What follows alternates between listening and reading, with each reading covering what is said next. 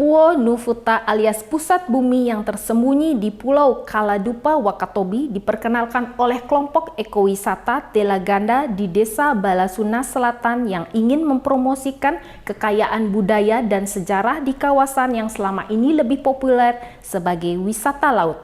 Tempat ini konon jadi awal mula munculnya nama Kahendupa, juga permukiman pertama di pulau tersebut.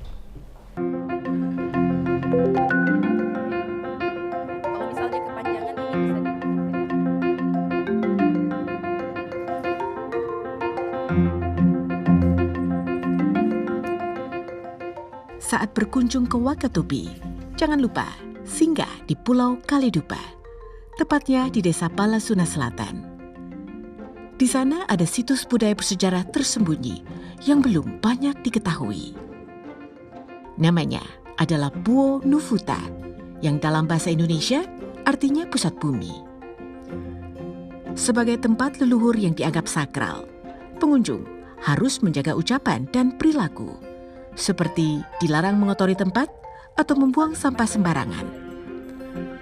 Di sana kita juga harus mengucapkan salam, dan yang tidak boleh ketinggalan, kita diminta untuk memakai sarung adat sebagai tanda penghormatan.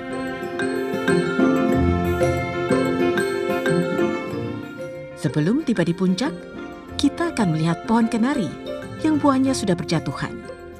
Warga setempat biasanya mengambil buah ini untuk dijadikan bahan membuat kue.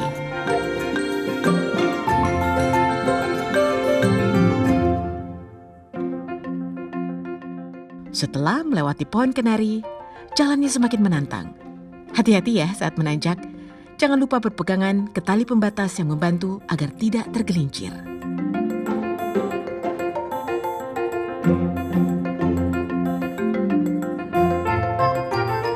Nah, di puncak kita bisa melihat Puo Nufuta, sebuah lubang berbentuk mangkuk yang ditutupi tempurung kelapa dan diapit oleh 2 pohon asam. Konon gravitasi tidak berlaku di situ, dan buah asam tidak pernah jatuh ke lubang tersebut. Tempat ini memang istimewa, sebab dulunya merupakan pemukiman pertama di Kaladupa. Di sini itu kampung pertama di Pulau Kaladupa. Nama Pulau Kaladupa juga ditemukan di sini tempatnya.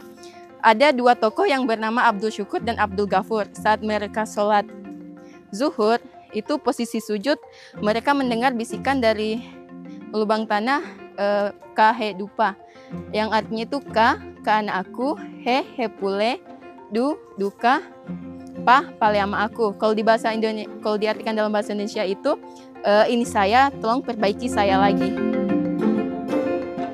Tidak jauh dari Puo Nufuta ada kuburan dari orang pertama di Kaladupa.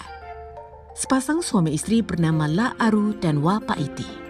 Sayangnya, keberadaan makam dari keturunannya tidak diketahui.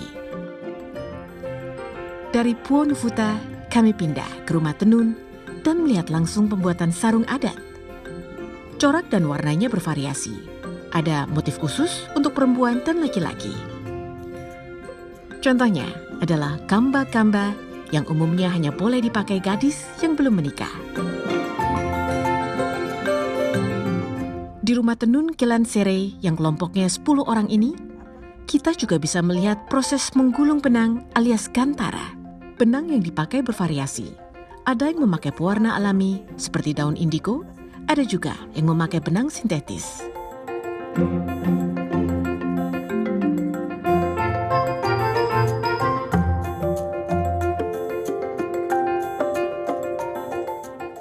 Setelah benang digulung, 2 perajin tenun akan berpindah ke alat lain untuk proses oluri, alias pembuatan motif yang bisa memakan waktu setengah hari.